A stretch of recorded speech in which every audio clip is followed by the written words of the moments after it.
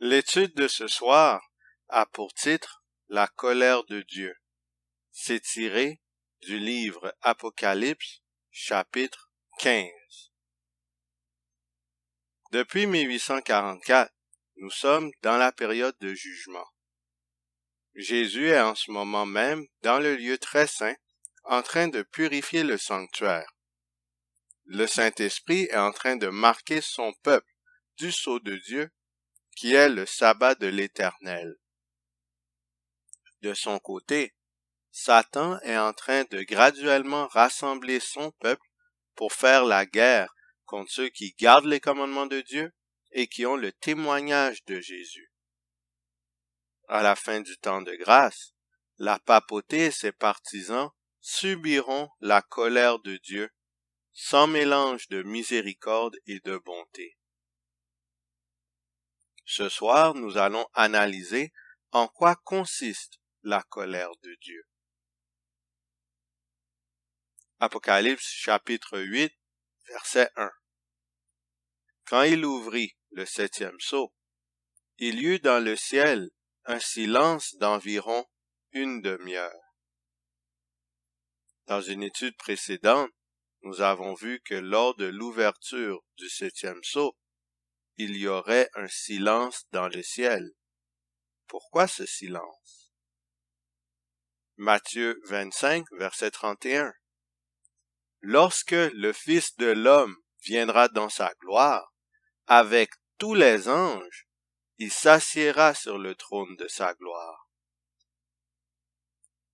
Jude, versets 14 et 15.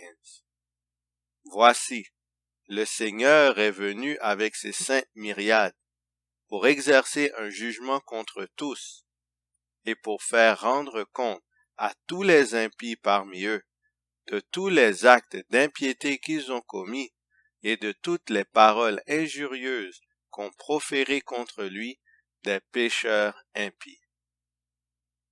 Ce silence est expliqué par le fait que les êtres célestes quitteront les lieux célestes pour accompagner Christ lors de son avènement.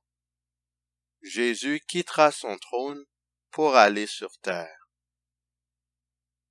À son arrivée, Jésus exercera un jugement contre tous les habitants de la planète. Ceux qui auront rejeté Christ dans leur vie devront rendre compte de toutes leurs paroles et toutes leurs actions. Apocalypse 8, verset 1, quand il ouvrit le 7e sceau, il y eut dans le ciel un silence d'environ une demi-heure. Que représente une demi-heure prophétique? Un jour prophétique est égal à une année littérale, qui signifie 360 jours littéraux. De ce fait, 24 heures prophétiques sont égales à 360 jours littéraux et 48 demi-heures prophétiques sont égales à 360 jours littéraux. En faisant le produit croisé, on obtient 7,5 jours littéraux. Selon le calcul adopté par l'Église adventiste, Jésus prendra environ 7 jours et demi pour arriver sur terre, une fois parti de son trône. Que se passera-t-il sur terre pendant ces 7 jours et demi d'intervalle? Apocalypse 15, verset 1. Puis je vis dans le ciel un autre signe, grand et admirable, 7 anges qui tenaient 7 fléaux, les derniers, car par eux s'accomplit la colère de Dieu. Apocalypse 18, verset 4. Et j'entendis du ciel une autre voix qui disait, Sortez du milieu d'elle, mon peuple, afin que vous ne participiez point à ses péchés, et que vous n'ayez point de part à ses fléaux. 7 fléaux s'abattront sur terre durant ces 7 jours précédant l'apparition de Christ sur terre. Ces fléaux serviront à punir ceux qui auront choisi de suivre le système papal. Apocalypse 15, versets 1, 6 à 8. Puis je vis dans le ciel un autre signe, grand et admirable, 7 anges, qui tenaient 7 fléaux, les derniers, car par eux s'accomplit la colère de Dieu. Et les 7 anges qui tenaient les 7 fléaux sortirent du temple, revêtus d'un lin pur, éclatant, et ayant des ceintures d'or autour de la poitrine. Et l'un des 4 êtres vivants donna aux 7 anges 7 coupes d'or, pleines de la colère du Dieu qui vit au siècle des siècles.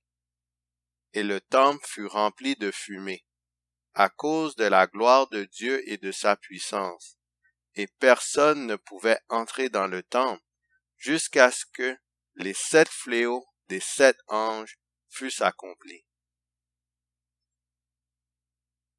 Que représente la sortie du temple par les anges? Que signifie le fait que la fumée, la gloire de Dieu, remplit le sanctuaire, faisant que personne ne puisse y entrer après que les anges soient sortis du temple?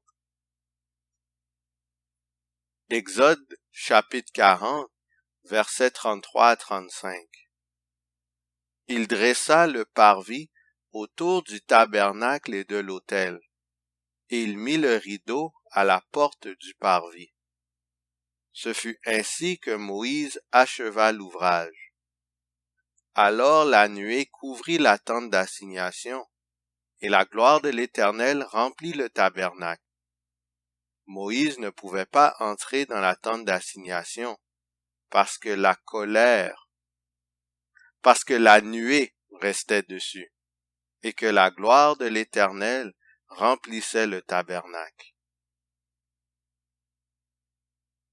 2 Chroniques chapitre 5, versets 11, 13 et 14.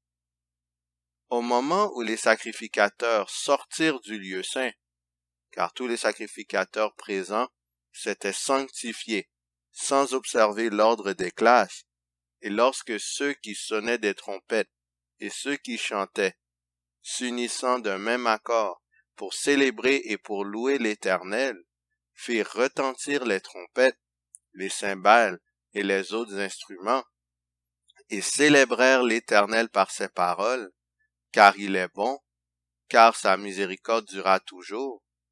En ce moment, la maison de l'Éternel fut remplie d'une nuée. Les sacrificateurs ne purent pas y rester pour faire le service, à cause de la nuée, car la gloire de l'Éternel remplissait la maison de l'Éternel. Lorsque les sacrificateurs sortirent du lieu saint, c'est là que la fumée remplit le sanctuaire.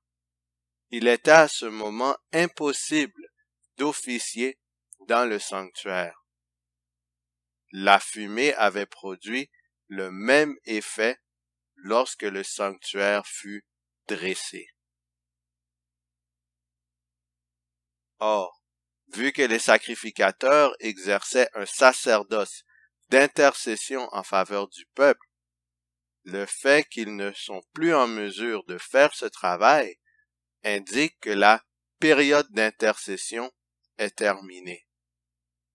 Similairement, la sortie du temple par les anges ainsi que la fumée rendant impossible le sacerdoce dans le sanctuaire symbolise la fin de l'intercession en faveur des êtres humains. Quel personnage a dû boire la coupe de la colère de Dieu?